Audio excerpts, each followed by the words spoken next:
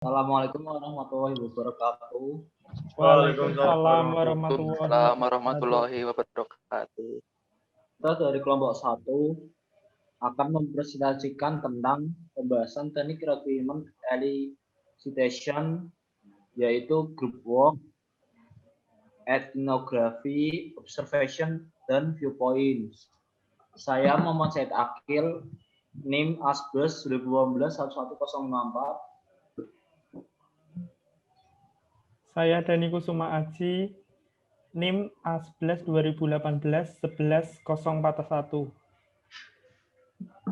Saya Aditya Rizky Pratama, NIM A11 2018-11036. Saya Haidar Kasana, NIM A11 2018-11061. Saya Luluel Maskun, NIM A11 2017-10759.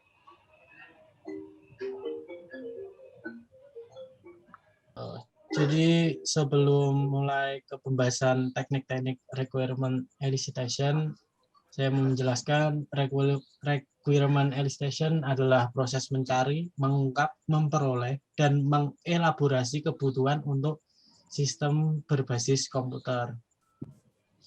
Dan merupakan proses yang kompleks, melibatkan banyak kegiatan, berbagai teknik yang tersedia, pendekatan, dan membutuhkan alat-alat untuk melakukannya. Next.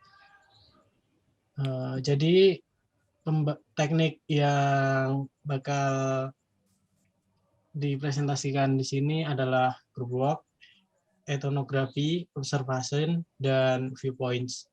Akan dijelaskan teman-teman saya. Next.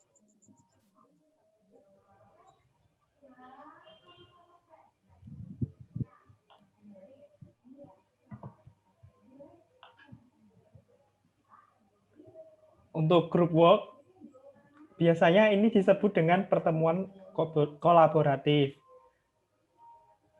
Teknik group work ini melibatkan dan mengikat para stakeholder secara langsung untuk kepentingan adanya kerjasama serta analisis dengan pemangku kepentingan atau stakeholder.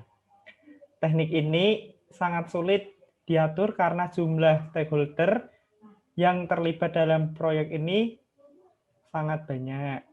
Untuk memperoleh hasil yang baik dari teknik tersebut, harus adanya ikatan yang harmonis sehingga tidak ada pihak yang mendominasi. Untuk contoh yang terkait group work antara lain yaitu dalam sebuah pembangunan manajemen lalu lintas udara, dibentuk grup untuk melakukan elisitasi persyaratan desain antarmuka. Terdapat analis dan 9 anggota ahli lalu lintas udara.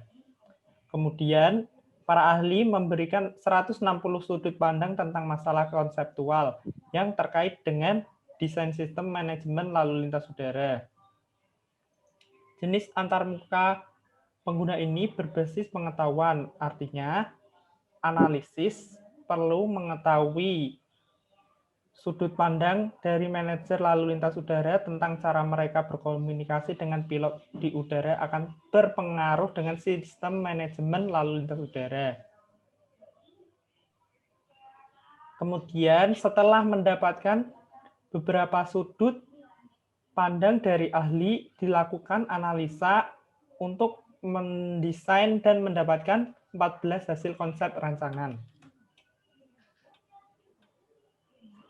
Kemudian teknik selanjutnya adalah etnografi. Etnografi adalah teknik yang menstudi atau mempelajari tentang orang-orang pada lingkungan alami mereka yang melibatkan analis untuk aktif atau pasif untuk berpartisipasi dalam aktivitas normal user atau pengguna dalam jangka waktu yang lama sambil mengumpulkan informasi tentang operasi yang sedang mereka lakukan. Teknik ini sangat berguna untuk membahas faktor konseptual seperti kegunaan dan saat menyelidiki pengaturan kerja kolaboratif di mana pemahaman tentang interaksi antara pengguna yang berbeda dengan sistem adalah hal yang paling penting. Teknik ini juga efektif bila suatu sistem baru adalah hasil dari masalah yang ada dengan proses dan prosedur, dan dalam mengidentifikasi pola sosial dan hubungan kompleks antara stakeholder manusia. Ini contohnya ya, sebuah proyek mengharuskan analis untuk mengelisitasi syaratan sistem kendali lalu lintas udara. Analis mengamati secara langsung para pengendali lalu lintas untuk berinteraksi dengan sistem yang ada. Hasil pengamatannya yaitu pengendali sering menempatkan pesawat pada jalur yang berpotensi konflik jalurnya. Kemudian sistem menghasilkan alarm yang dapat dengar jika terjadi, akan mengantisipasi konflik. Kemudian pengendalinya itu mematikan alarm karena merasa terganggu. Hasil observasi yang salah yaitu mengontrol tidak menyukai alarm karena suaranya mengganggu. Padahal observasi yang sebenarnya adalah pengendali tidak suka diperlakukan seperti orang bodoh. Mereka paham betul tentang risiko melewatkan pesawat dalam jalur yang sama.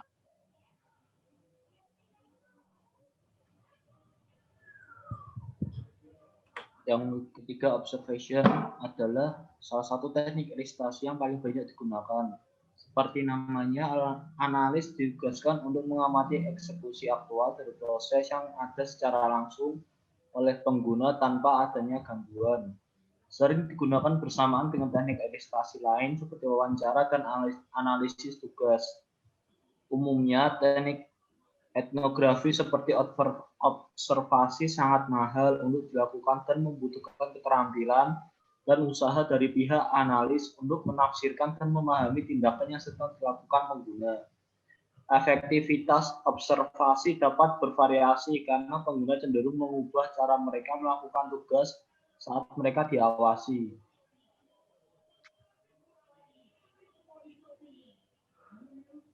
Contoh terkait observasi, dealer di suatu bursa saham masih menulis catatan transaksi dengan metode kertas atau pensil.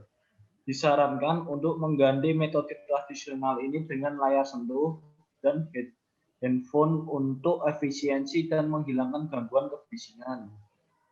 Hasil observasi menentukan bahwa pengamatan dealer lain penting untuk melakukan kesepakatan. Posisi pasar terpengaruh jika transaksi tidak berlanjut dipantau. Bahkan jika hanya pemantauan periferal yang dilakukan perbaikan akan menghancurkan sarana komunikasi antar dealer.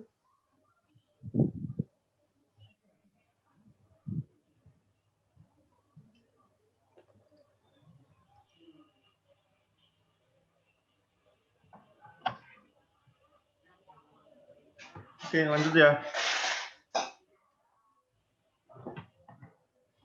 Viewpoints adalah teknik yang bertujuan untuk mengumpulkan rekrutmen dari perspektif yang berbeda dalam rangka untuk mengembangkan deskripsi yang lengkap dan konsisten dari target sistem.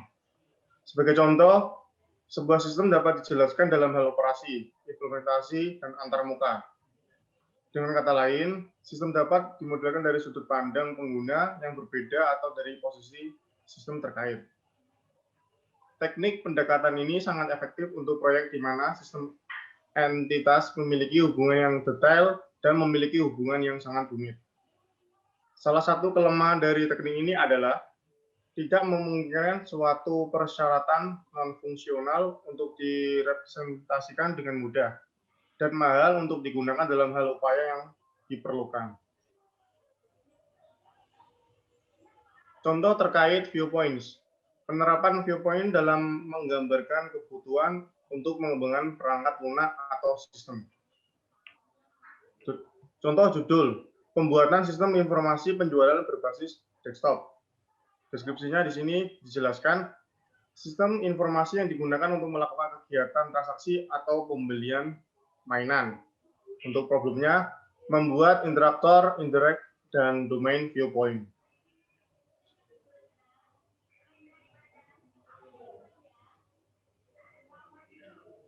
Lanjut, interaktor viewpoint. Terdapat 3 orang atau subjek yang berinteraksi secara langsung dengan sistem, yaitu pemilik toko, pegawai, dan konsumen. Indirect viewpoint. Terdapat 1 orang atau subjek yang tidak menggunakan sistem, tapi mempengaruhi jalannya sistem, yaitu penyuplai barang. Domain viewpoint.